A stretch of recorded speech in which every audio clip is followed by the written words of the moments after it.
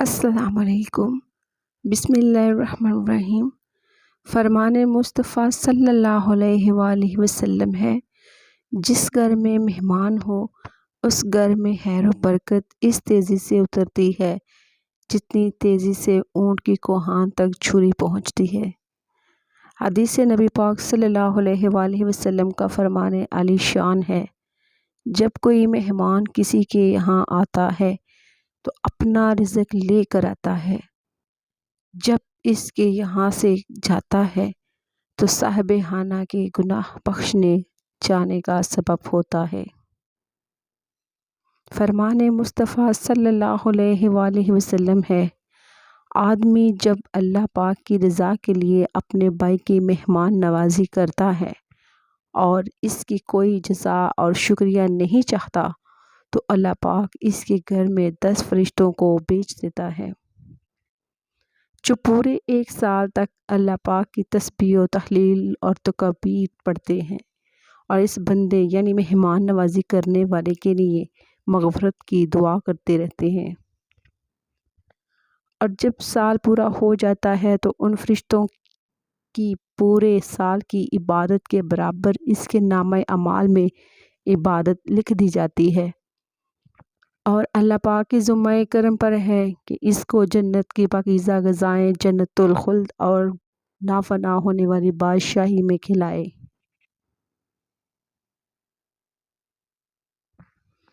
یہاں مہمان نوازی کے متعلق حضرت سلیمان علیہ السلام کا واقعہ سماعت فرماتے جائیں۔ حضرت سلیمان علیہ السلام کو جب بادشاہت عطا کی گئی تو وہ رب کے حضور یہ دعا مانگتے ہوئے اپنی خواہش کا اظہار کر رہے تھے، اے اللہ، مجھے آرزو ہے کہ ایک دن تیری ساری مخلوقات جتنے بھی ذکر رخ ہیں سب کی ضیافت کروں۔ ندا آئی کہ اے سلیمان، میں سب کی روزی پہچانتا ہوں، میری موجودات مخلوقات میں بے انتہا ہے، اس لیے سب کو تم نہیں کھلا سکتے۔ سلیمان علیہ السلام نے عرض کیا، اے میرے رب، تو نے مجھے بہت نعمت دی ہے، تیری عنایت سے ہی سب کچھ ہے، اگر تیرا حکم ہو تو میں سب کا کھانا تیار کروں۔ اللہ رب العزت کا حکم ہوا کہ دریا کے کنارے ایک عالی شان مکان بنواؤ اور اسے نہایت کشادہ رکھو تاکہ جس مخلوق کو دعوت دو وہ اس مکان میں بآسانی آ سکے۔ سبحان اللہ۔ حکمت خداوندی کے بعد حضرت سلیمان علیہ السلام نے اس عمارت کی تیاری شروع کروا دی، جس کو مکمل ہونے میں تقریباً 1 سال اور 8 مہینے لگ گئے۔ میدان جیسے کشادہ اس مکان میں بے افراط کھانے پینے کا سامان و اسباب مہیا کیا گیا۔ کم و بیش 22,000 گائیں ذبح کی گئیں اور بہت کثیر تعداد میں دیگیں پکائی گئیں۔ مشروبات کے تالاب تھے جن کی تیاری جنات سے کروائی گئی اور ایک پرتکلف قسم کی دعوت کا اہتمام کیا گیا۔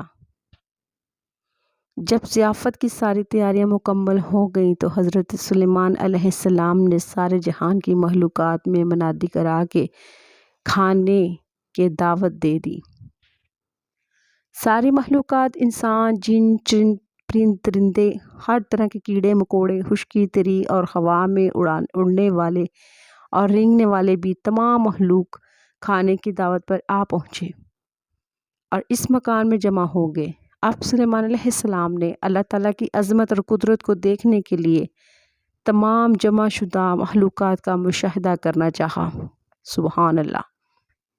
چنانچہ ہوا کو حکم دیا کہ تخت سلیمان کو اٹھا کر دریا کے اوپر ہوا میں معلق رکھے تاکہ حضرت سلیمان علیہ السلام ہر منافق کو اپنی نظر سے دیکھے اور اللہ کی قدرت کا عملہ کا مشاہدہ کر سکے۔ سبحان اللہ۔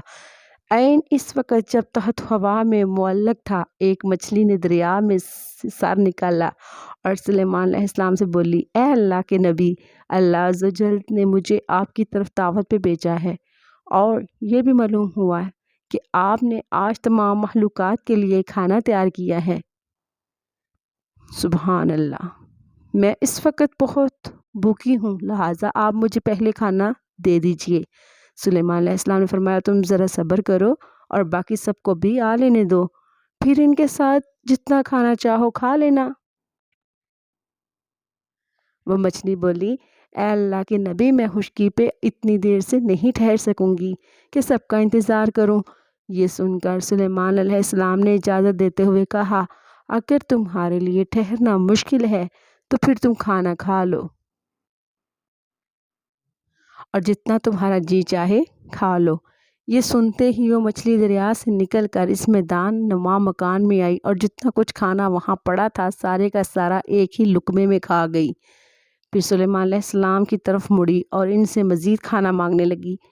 یہ دیکھ کر سلیمان علیہ السلام متعجب ہوئے اور بولے، اے مچھلی، میں نے تمام مخلوقات کے لیے کھانا تیار کیا تھا جو تم نے ایک ہی نوالے میں کھا لیا۔ کیا اس سے بھی تیرا پیٹ نہیں بھرا جو تو اور کھانا مانگ رہی ہے؟ مچھلی بولی، اے اللہ کے نبی، اللہ تعالیٰ مجھے ہر روز 3 لقمے رزق دیتا ہے اور جو کھانا آپ نے تیار کیا تھا وہ تو سب کا سب صرف ایک ہی لقمہ ہوا۔ اب مجھے 2 لقمے مزید کھانا درکار ہے، تب کہیں میرا پیٹ بھرے گا۔ سبحان اللہ! میں آج آپ کی مہمان میں بھوکی رہی، اور اگر آپ اسی طرح باقی مہمانوں مخلوقات کو بھی کھانا نہیں دے سکے تو آپ نے ناحق انہیں کھانے پہ بلوایا۔ سلیمان علیہ السلام مچھلی کی یہ باتیں سن کر حیرت زدہ ہو گئے، چکرائے اور ان پر غشی طاری ہو گئی۔ پھر جب ہوش میں آئے تو ندامت سے سجدے میں گر پڑے اور روتے ہوئے کہنے لگے، اے اللہ، میں نے بہت ہی قصور کیا اور تیری درگاہ میں نادانی کی۔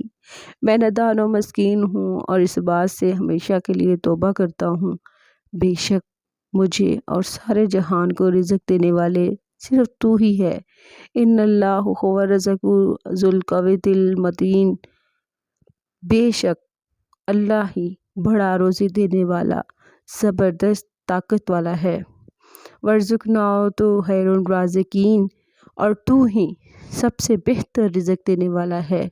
وَكَأَيِّن مِّن دَابَّةٍ لَا تَحْمِلُ رِزْقَهَا اللَّهُ يَرْزُقُهَا إِيَّاكُمْ، اور بہت سے جانور ہیں اپنا رزق اٹھائے نہیں پھرتے، اللہ ہی انہیں اور تمہیں رزق دیتا ہے، اور وہ سننے والا جاننے والا ہے۔